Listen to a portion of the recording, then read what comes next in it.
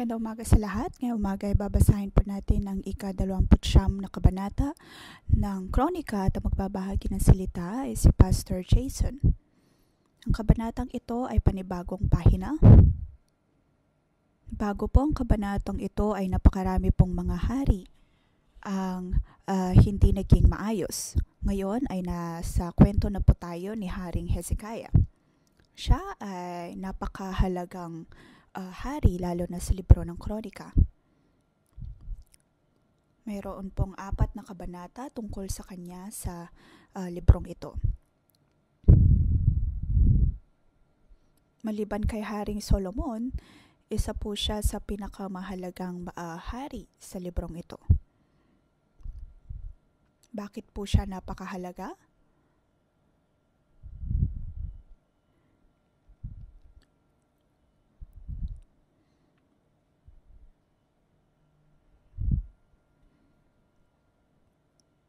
Iyon ay dahil naibalik niya ang pananampalataya ng Juda. Ang kanyang ama na si Ahaz ay napakasama.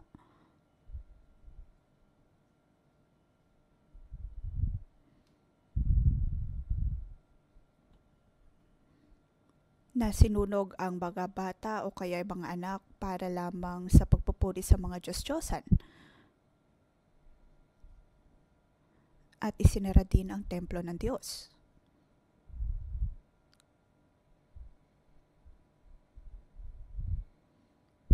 Kaya naman sa pagkakataong ito, ang Israel at ang Juda ay nasa paghahari ng Assyria. Natanggap niya ang trono ng trono mula sa kanyang ama. At gumawa ng mabuti sa harap ng Diyos. Nagkaroon ng pagbabago sa buong henerasyon. Kaya naman sa manunulat ng 2 Kronika,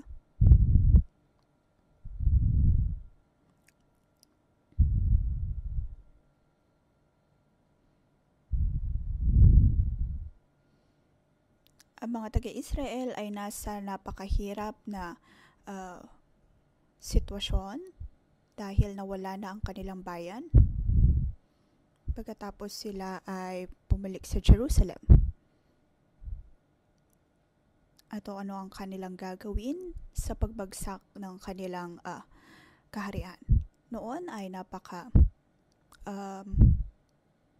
nakalulungkot ito na pagkakataon, ngunit sa kanilang pagbabalik sa Diyos, magkakaroon ng revival. Ito po ang pinapakita ng librong ito.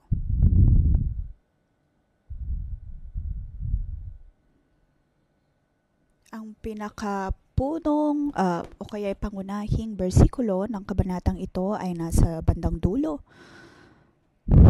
Tuwang-tuwa si Haring Hezekiah sa tambong bayan sa ginawa ng Diyos para sa kanila sapagkat hindi nila akalaing ito'y matatapos agad. Mabilis ang mga nangyari. Ito po ay tungkol sa pagbubukas ng templo at paglilinis ng templo, kung saan sila ay naghandog ng mga naghandog para sa Diyos bilang pasasalamat, at sila ay nagbigay ng kanilang papuri sa Diyos. At iyon ay napakaganda at napakasayang pangyayari. Ito ang naging kilos ng Diyos. Diyos ang siyang kumilos sa puso ni Hezekiah. Ang lahat ay ayon sa kagustuhan ng Diyos. Kaya naman, bibigyan po natin ang kabanatang ito ng pamagat.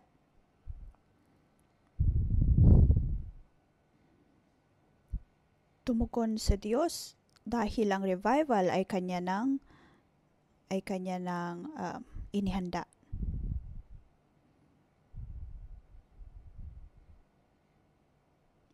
Ang revival na ito ay inihanda na ng Diyos para sa iyo at para sa akin. Verse 1 to 19, ang unang bahagi.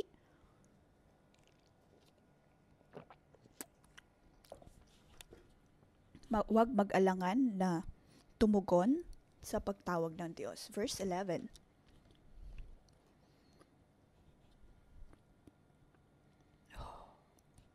Mga anak, huwag na kayong mag-aksaya ng panahon. Kayong pinili ni Yahweh na mag-alay ng handog at magsunog ng insenso at manguna sa pagsamba sa Kanya. Ang Diyos ay naghanda ng revival. Pinili ng Diyos si Haring Hezekiah. Si Hezekiah ay mayroon pong pag-uudyok sa kanyang puso at hindi lamang siya hinipon ng Diyos, kundi kanya rin pong inudyok ang buong komunidad.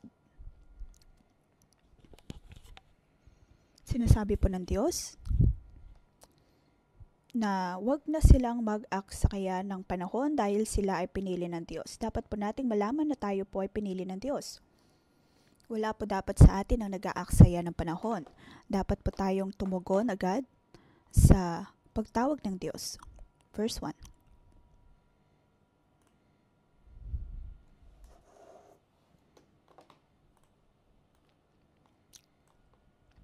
Si Hezekiah ay 25 taong gulang nang maging hari at 29 na taon siya naghari sa Jerusalem at ang kanyang ina ay si Abijah na anak ni Zacarias.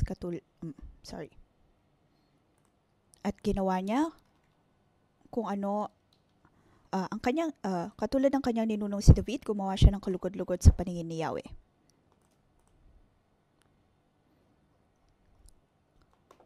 Kung tutuusin ang pananampalataya na mayroon ng Juda mula sa panahon ni Jehoshaphat ay pabagsak ng pabagsak.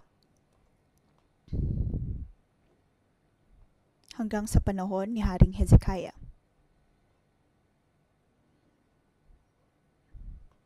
Makikita po natin dito ang kanyang gulang. Siya ay 28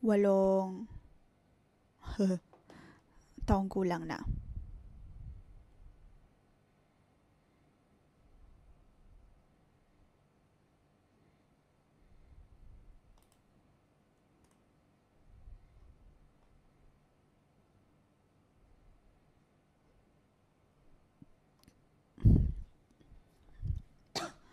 Kung tutusin, wala po ito sa edad.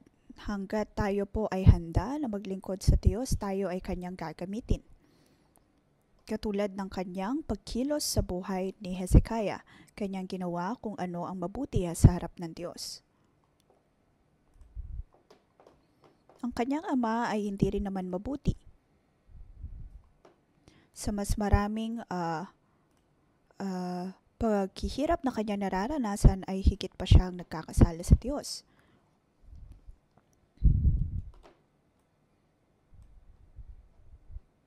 Ngunit makikita natin ang kanyang kabutihan kung kaya naman naitala ang kanyang pangalan dito.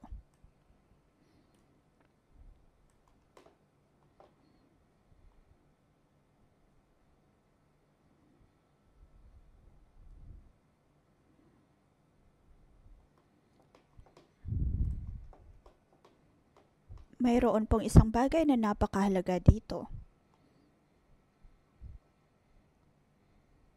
Kanyang tinawag ang mga Levita. Ngunit sa buong kabanatang ito, ang pangalan ng mga pari ay hindi po nabangkit. Tinawag ng Diyos ang isang grupo ng mga tao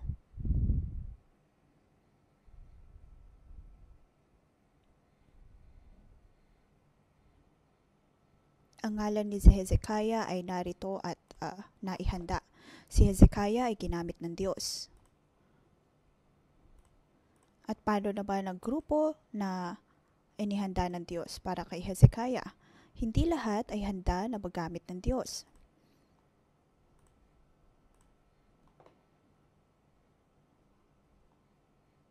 Dahil ang mga Levita ang masyang handa.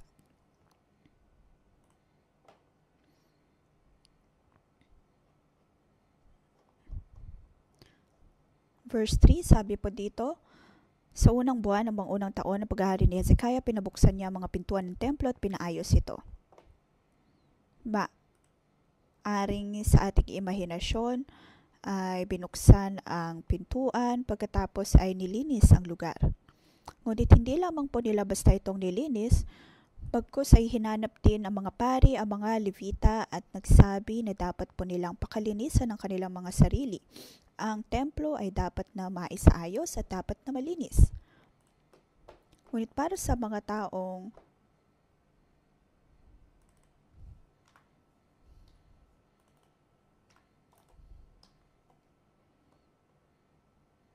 ito ay hindi lamang po tungkol sa templo. Dahil ang mga naglilinis ng templo ay maaari din pong maging hindi kalugod-lugod o kaya ay kagandahang mga tao.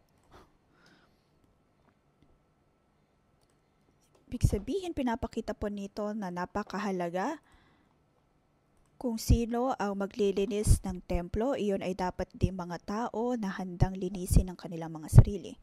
Verse 5, sabi po dito, makinig kayo mga Levita, italaga ninyo ngayon sarili at ang templo ni Yahweh, ang Diyos ng inyong mga ninuno, alisin ang mga karumal-dumal na bagay sa dakong banal. Nagkasalang ating mga magulang, hindi sila naging tapat kay Yahweh na ating Diyos, kanilang tinalikuran siya at ang kanyang templo.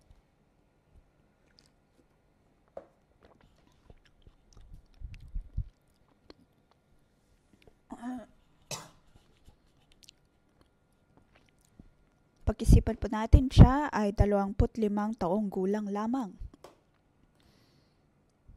Kanya sinabi, ang ating mga magulang ay nagkasala. Kung tutusin, ang kanyang tinutukoy ang kanyang sariling ama. Ngunit kanya ding sinabi na ang buong kaharian. Kung matatandaan natin, sinara ng kanyang amang templo ang pintuan ng templo, ngunit ngayon ay kanya na itong binubuksan. Kanyang sinasabi na ang kanyang ama ay nagkasala. Siya ay napakatapang. Kaya naman siya ay ginamit ng Diyos. So verse 7,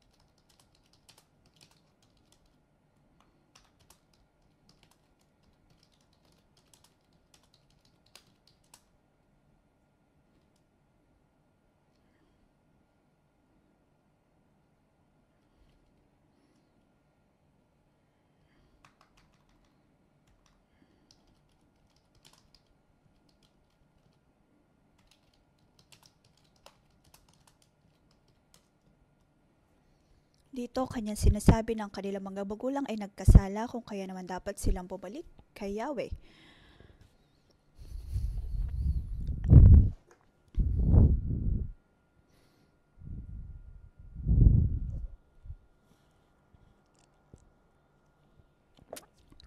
Ngayon tayo po ay nasa verse 11. Mga anak, huwag na kayo mag-aksaya ng panahon, kayong pinili ni Yahweh na maghalay ng handog at magsunog ng insenso at manguna sa pagsamba sa Kanya.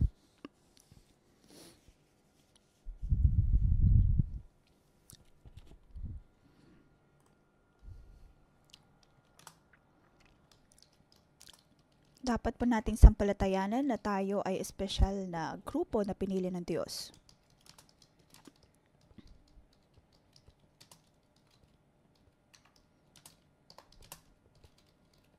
Huwag po nating isawalang bahala na tayo ay nakakadalo ng pang-umagang debosyon dahil kung tutusin, hindi ito madali. Lalo na para sa mga Bible School student. Para sa mga Bible School student, gusto nilang magkaroon ng attendance bawat araw. Kahit na gusto-gusto nyo ito, maaaring kayo pa rin ay bigo.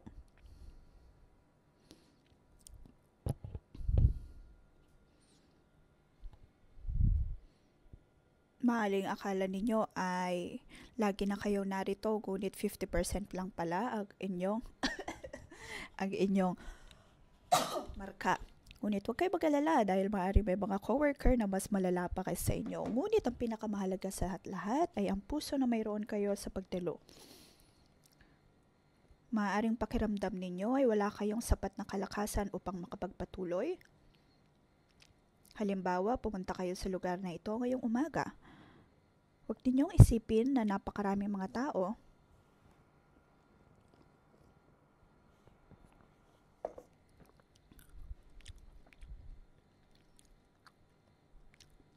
Dapat ninyong tanungin, ilan kaya sa mga taga-Hong Kong ngayon ang maagang tumadalo ng debosyon? Kung tutusin tayo ang minority kahit sa 611. At ang 611 ay reviving church. Kaya mayroon po tayong pang umagang debosyon dito at hindi po ito madali. Kung wala ang Espiritu ng Diyos na umuudyok sa ating puso, wala po din tayo sa lugar na ito.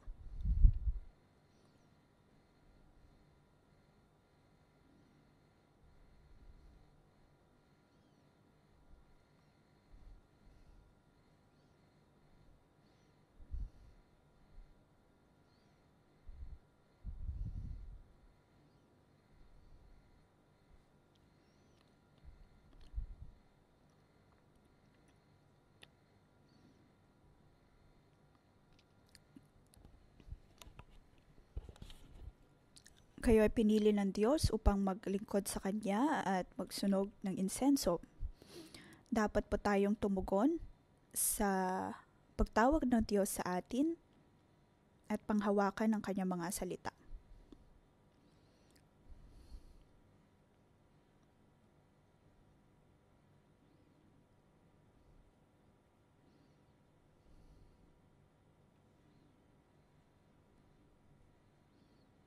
Kung tutusin, alam ng Diyos na sila ay mga pari. Kagaya ng sabi sa verse 4, tinipon niya mga pari at levita sa bulwagan sa gawing silangan ng templo.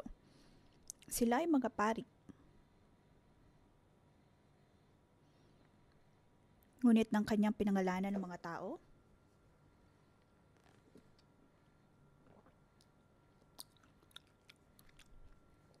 sila ay mga levita at mga pari. Ang mga taong ito, ang pangunahing mga tao na nangunguna.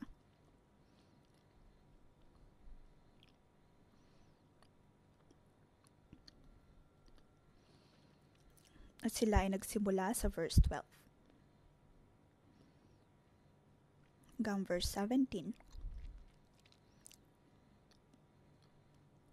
Sinimulan nila ang gawain ng paglilinis noong unang araw ng unang buwan at ikawalong araw na umabot sila sa portiko. 8 araw pa nilang nilinis ang templo ni Yahweh at nanapos nila ito sa 16 na araw ng buwan ding iyon.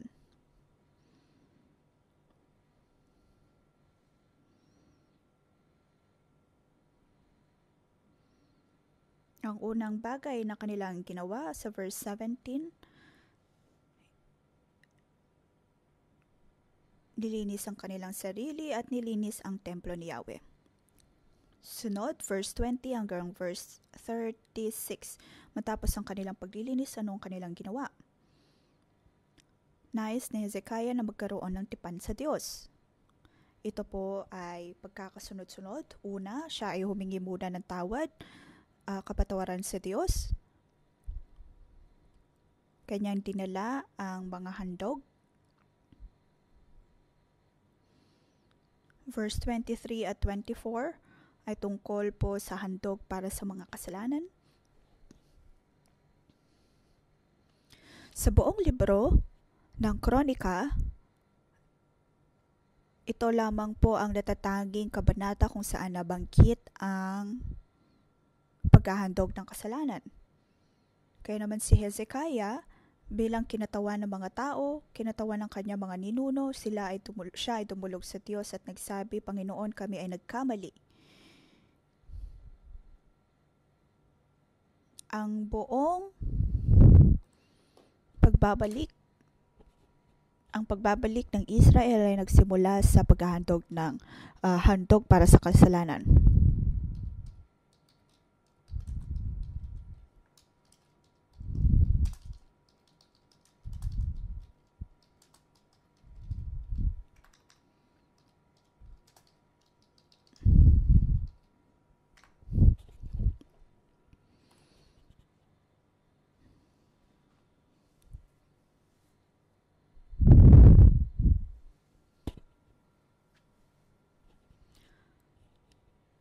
Si Hezekiah ay gumawa ng sakripisyo para sa buong kaharian. Si Hezekiah ay mayroong pangitain para sa buong Israel.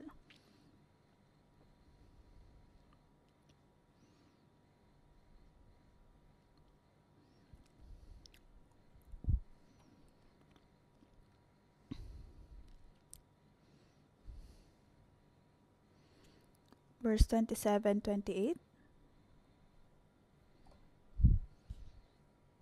Ibinalik ni Hezekiah ang pagpupuri sa Diyos at ang paghahandog sa Kanya. Matapos na ibalik ang pagpupuri,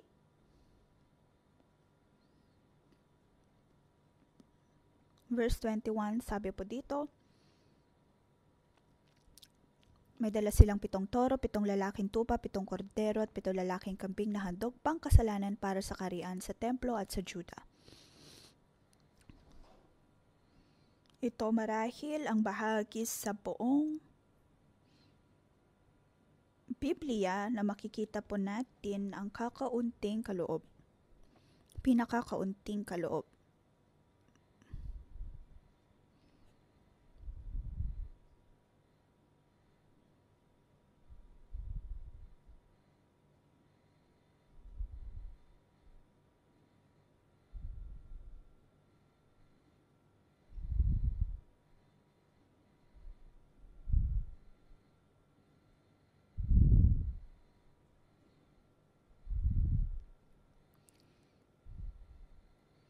Ang kanilang bilang ay mas malaki kaysa sa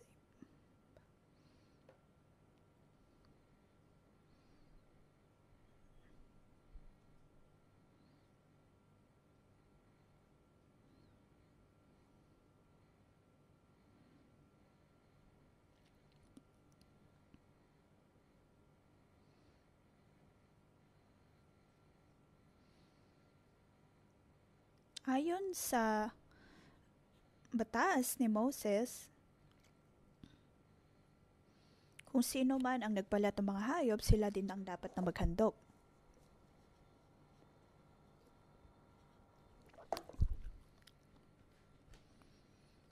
Ngunit wala po silang sapat na bilang ng mga pari upang gawin po ito.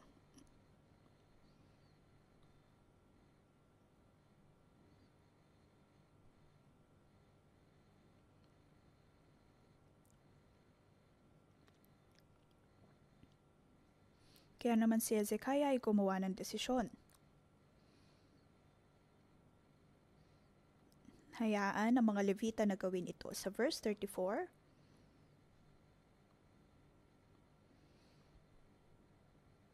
ngunit iilan lamang ang mga pari at hindi nila kayang gawin lahat ang pag-aalay sa mga handog na susunugin, kaya tinulungan sila ng mga Levita. Dahil dito nagkaroon ng pagkakataong makapaglinis ng sarili ang ibang pari, sapagkat naging mas masigasig sa paglilinis ng sarili ang mga Levita kaysa mga pari. Ang pagtawag ng Diyos ay nasa buong komunidad. Ito ay para sa buong komunidad. Ang lahat ay dapat na gawin ang kanilang itinilagang gawain.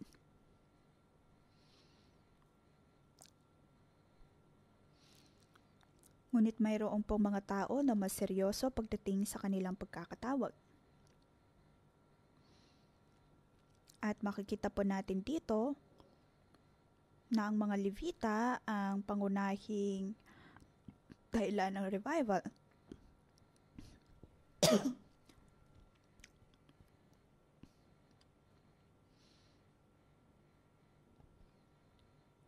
Kaya mula sa unang araw ng buwan Ang mga tao ay abala sa paglilinis ng templo. Ngunit mapagtatanto po natin dito na ang mga pari ay hindi pa po nila nalilinis ang kanilang sarili. Kaya naman hindi po sila makapagbahagi sa paglilinis ng templo.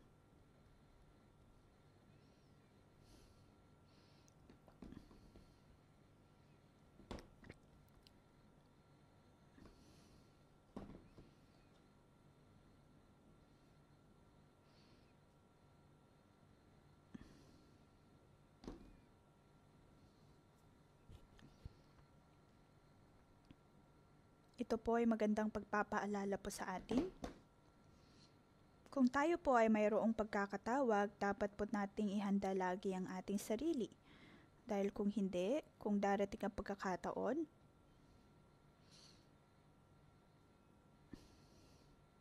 atin pong hindi po natin magagampanan ang dapat natin gawin. Ang mga pari ay dapat na manguna.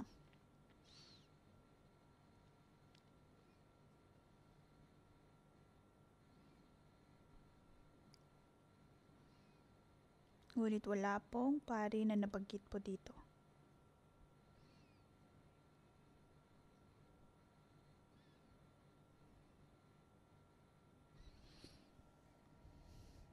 Ang kapangyarihan ng Diyos ay nagmumula sa Ama, ay kahit na sa panahong ito,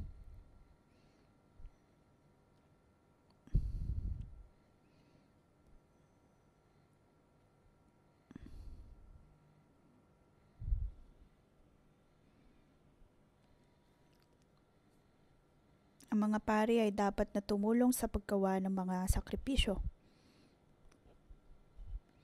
Ang sinasabi po natin, sa proseso ng revival, dapat po nating unahin ang paghingi ng tawad sa Diyos upang tayo ay tunay na makatugon sa pagtawag ng Diyos. Pagkatapos po nito sa verse 36,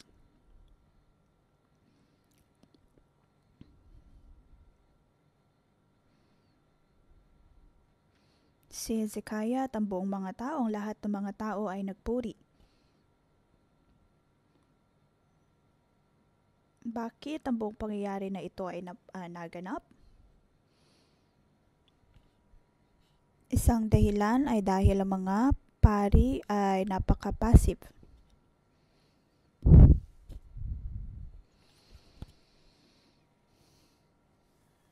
Dahil ang Diyos ay naghanda ng mga Levita upang maglingkod sa Diyos, ang mga pari ay hindi handa, ngunit ang mga Levita ay naging handa.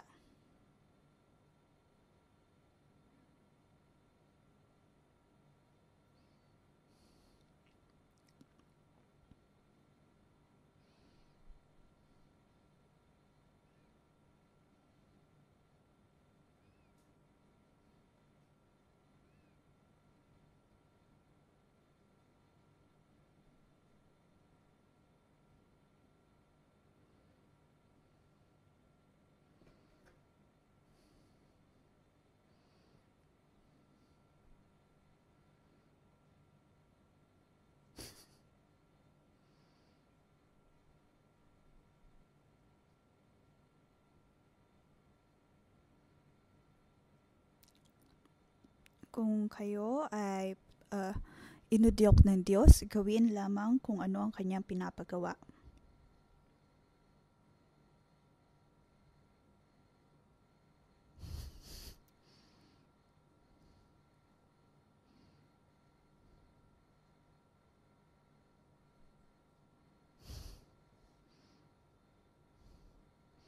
Kung kayo ay tinawag ng Diyos, ang Diyos ay maghahanda ng buong komunidad para sa inyo. Nais kong gamitin ang halimbawa ng isa po sa ating tribe leader. Siya ay inudyok ng Diyos na magsimula ng primary school. Pagkatapos ay nagdala ang Diyos ng grupo ng mga tao na makakatulong sa kanya.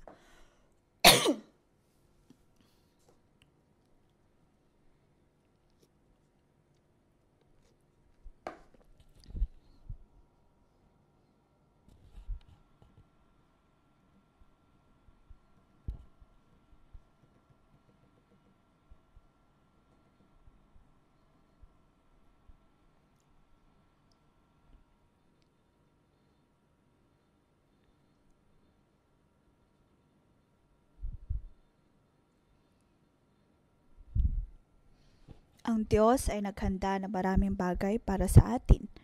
Maaring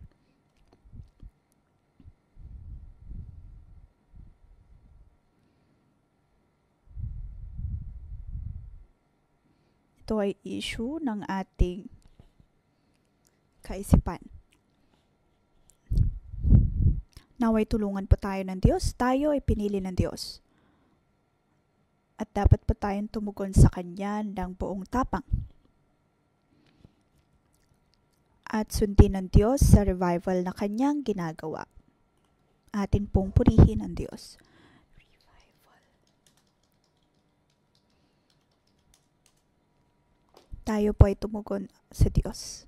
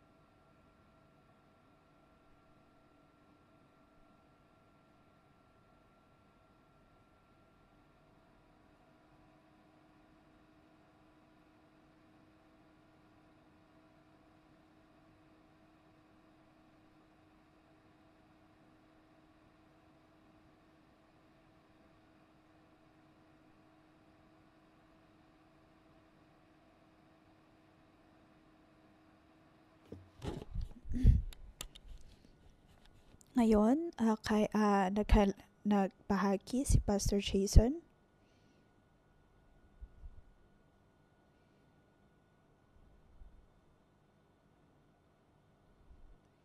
Tayo po ay tumulog sa presensya ng Diyos. Mga kapatid, sa mga nakikinig online at on-site, lahat po tayo pinili ng Diyos. Tayo ay tumutugon sa muling pagbabalik buhay o revival era na inihanda ng Diyos bilang mga taong pinili ng Diyos. Kung ang ating pong buhay ay nalinis, atin po yung siyasatin ng ating mga buhay, siyasatin po natin kung aling bahagi ng ating mga buhay ang dapat na malinis.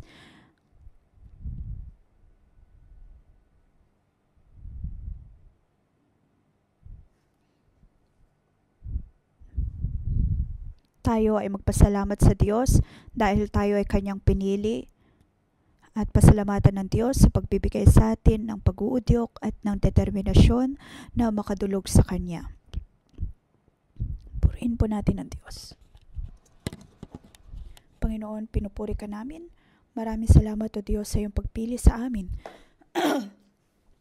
Tulungan mo kami, O Diyos. Maaring noon, O Diyos, kami ay para lamang alabok, ngunit tinitignan mo kami, O Diyos, bilang mga handog upang iwan ang kadiliman. Tinawag mo rin ako, Diyos, upang maging Levita. Ako ay nagpapasalamat sa iyo dahil sa iyong templo, ikaw ay aking pinupuri at pinapasalamatan. Pinili mo kami, O Diyos,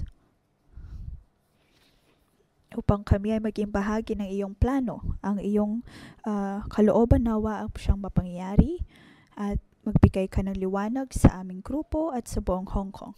Salamat, O Diyos, dahil pinili mo kami upang maging bahagi ng revival. Panginoon, lahat ay para sa iyo. Kami ay nalilinis dahil sa iyong pag-uudyok. Kami ay nagkakaroon din ng kapayapaan. Panginoon, maraming salamat. Lahat po tayo na narito ay ginagamit ng Diyos. Bawat isa ay tinawag ng Diyos upang makaranas ng revival. Sa pagkakataong ito, nais ng Diyos ng mga sisidlan ng revival. Bigyan mo kami, O Diyos, ng pananampalataya at mapagpasalamat na puso.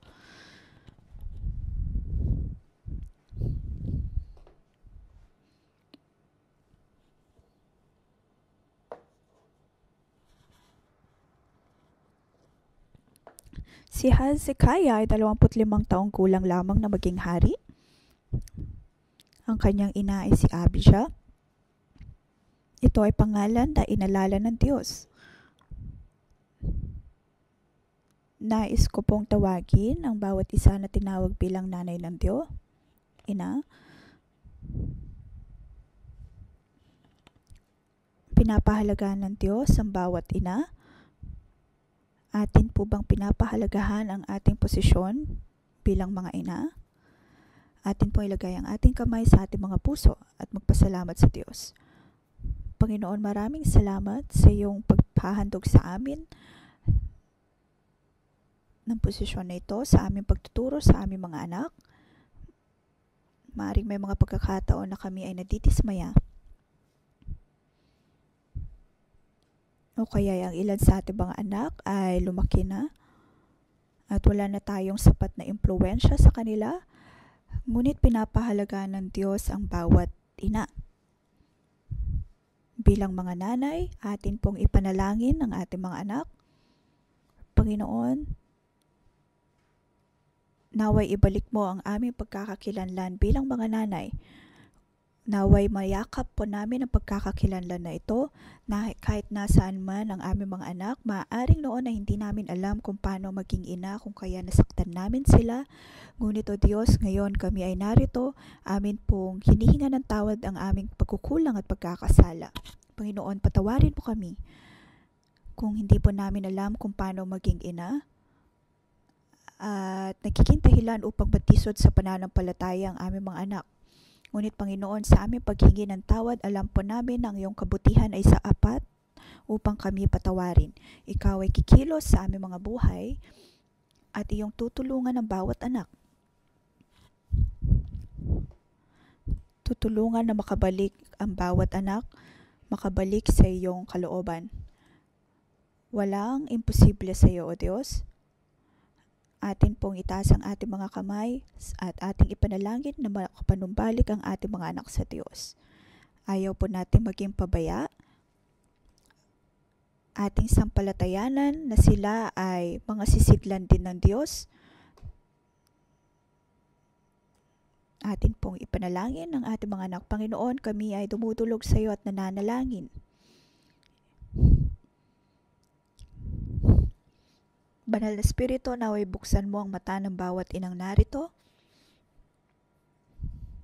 upang kami ay makabalik sa iyo at patuloy na ipanalangin ang aming mga anak. Yung ipahayag ang iyong sarili, Panginoon, kami ay tumitingin at tumudulog sa iyo. Dahil ang pangitain na ito ng pagiging ina ay iyong pinagkaloob.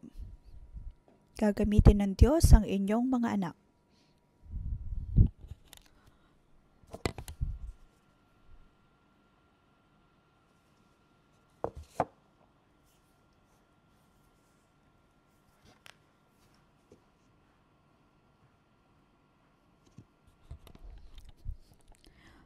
Panginoon, naririnig mo ang bawat panalangin ng bawat nanay na narito.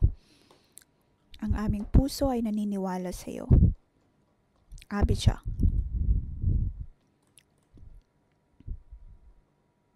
Kanyang ipinalangin ng kanyang anak, siya ay sisidlan ng revival, Panginoon, pinakinggan mo ang panalangin ng aming mga ina. Sa ngalan ng Panginoong Hesus, aming ipinoproklama, binigyan mo sa amin, O Diyos, ang Hong Kong. Kami ay iyong tinawag upang maging sisidlan sa lugar na ito.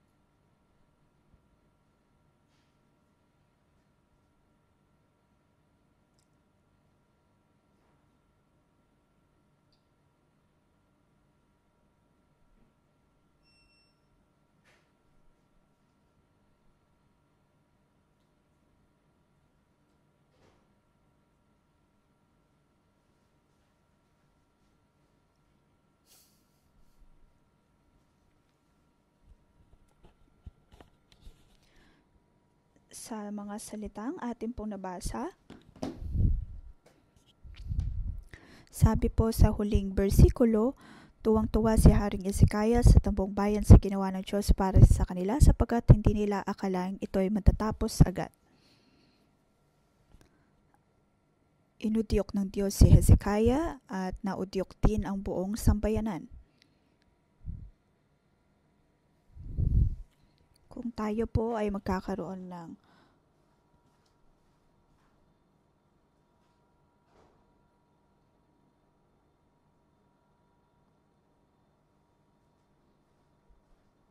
naway tulungan po ng Diyos ang bawat isa sa atin na maging handa lagi.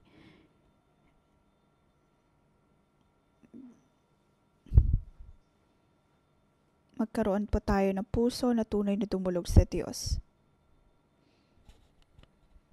Dumulog sa Diyos upang harapin ang bawat nating pagkakasala, maging handa. Sa pag-uudyok po ng Diyos sa atin, tayo ay tumugon. Tayo po ay manalangin, katulad ng sinabi ni Ken.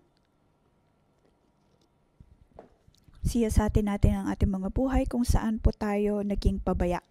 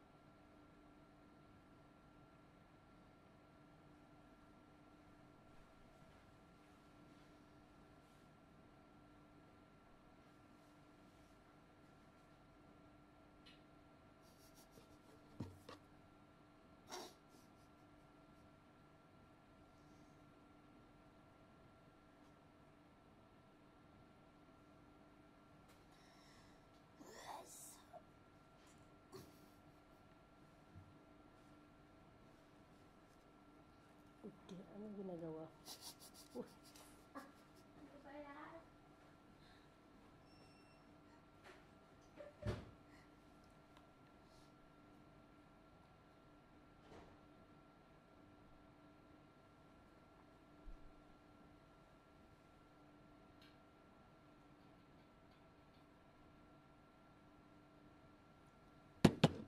Panginoon, naway tulungan mo kami. Maraming pagkakataon, O Diyos, kami ay may hindi sapat na pananampalataya. Sa tuwing kami ay humaharap ng problema, lagi lamang naming iniisip na kami ay handang harapin ito. Ngunit sa pamamagitan ng iyong mga salita, kami ay iyong pinapaalalahanan na ayon sa pananampalataya kami ay tutugon sa iyo. Iyon ang inihanda ang lahat para sa amin. Dapat lamang kaming maging matapat at buong tapang na sumunod sa iyong kalooban. Panginoon, naway ibalik mo ang aming pananampalataya.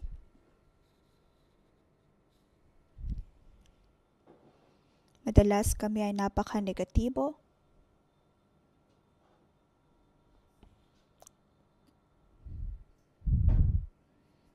Napakaraming mga bagay na dapat kaming iayon sa iyo. Panginoon, patawarin mo ang aking pagsasawalang bahala. Madalas ay iniisip ko lamang aking sarili. Madalas ay wala akong pakialam sa kung anong pinapahalagahan mo. Tulungan mo ko, Diyos, na laging tumulog sa iyo upang ang aking puso, ang aking kaisipan ay laging nakapokus sa iyong kaharian. Panginoon, naway pakinggan mo ang bawat naming paghingi ng tawad sa ngalan ni Jesus. Amen. Tayo po ay tumayo. At aking iniimbitahan ng bawat isa na gumawa ng prophetic action, verse 6 at 7.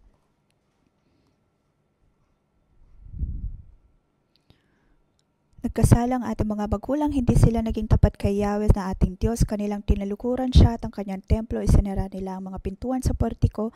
Hindi nila sinindihan ang mga ilaw at hindi na nagsunog ng insenso. Hindi sila nagdala ng handog na susunugin sa dakong banal ng Diyos ng Israel. Ngayon tayo po ay tumalikod. At sa verse 7 ay nabanggit ang iba pang detalye tungkol sa kanilang pagtalikod.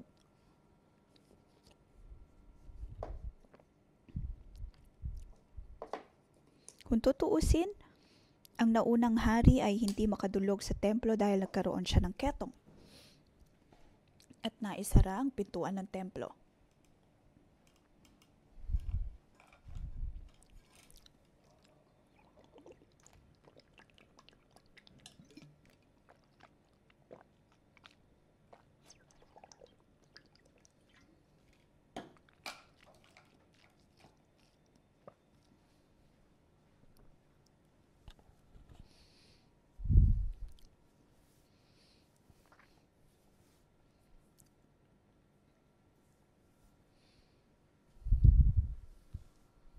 Nagsimula ito sa kanilang pagtalikod sa Diyos. Kung tayo po ay handa na sumunod sa Diyos, magkaroon ng banal na takot sa Kanya, tayo ay manumbalik sa Diyos. Panginoon, nakikita mo ang bawat kapatiran na narito na nanunumbalik sa iyo. Atin pong itaas o kaya buksan ang ating mga kamay na para bang binubuksan ang pintuan ng ating mga puso. Panginoon, ikaw ay aming tinatanggap sa aming mga puso sa templo ng aming buhay. Panginoon, naway linisan mo kami upang kami ay maging banal. Banal na Espiritu, ikaw ay aming tinatanggap. Banal na Espiritu, kami ay narito, tumutulog sa pang-umagang debosyon.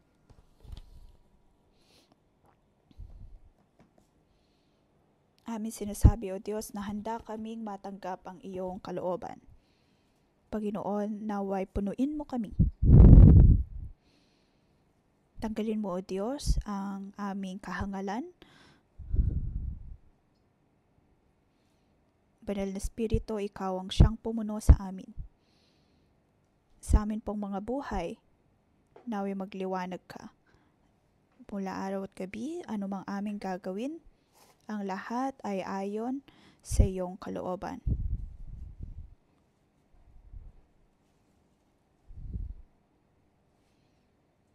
Panginoon, naway ang iyong liwanag ang siyang patuloy na makita namin. Sa ngalan ng Panginoong Yesus, naway pagpalain po, O Diyos, ang buhay ng bawat isa. Kami ay iyong mga pari. Panginoon, alam namin na kung kami ay hindi malilinis at kung hindi namin papahalagahan ang aming pagkakatawag bilang iyong mga maharlikang pari, aming ipinapanalangin na ang bawat kapatid na narito, bawat coworker, bawat pastor, bigyan mo kami ng sapat na pananampalataya, O Diyos, aming panghawakan ang aming mga posisyon upang kami ay makapaghandog sa iyo, sa iyong templo. At na iyo itong matanggap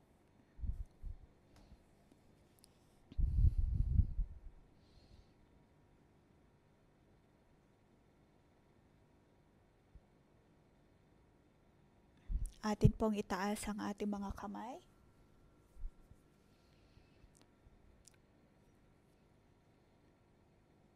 Panginoon, naway tanggapin mo ang bawat naming kaloob. Amin pong ipinagkakalob ang aming buong katawan. Panginoon, naway pakalinisan mo kami kahit nasaan man po tayo. Naway pagpalain kayo ng Diyos. Kayo ay mapupuno ng presensya ng Diyos sa ngalan ng Panginoong Hesus. Ang templo ng Diyos ay mapupuno ng kanyang kaluwalhatian sa ngalan ni Jesus. Amen. Dito po nagtatapos ang ating pangumagang debosyon. Magandang umaga.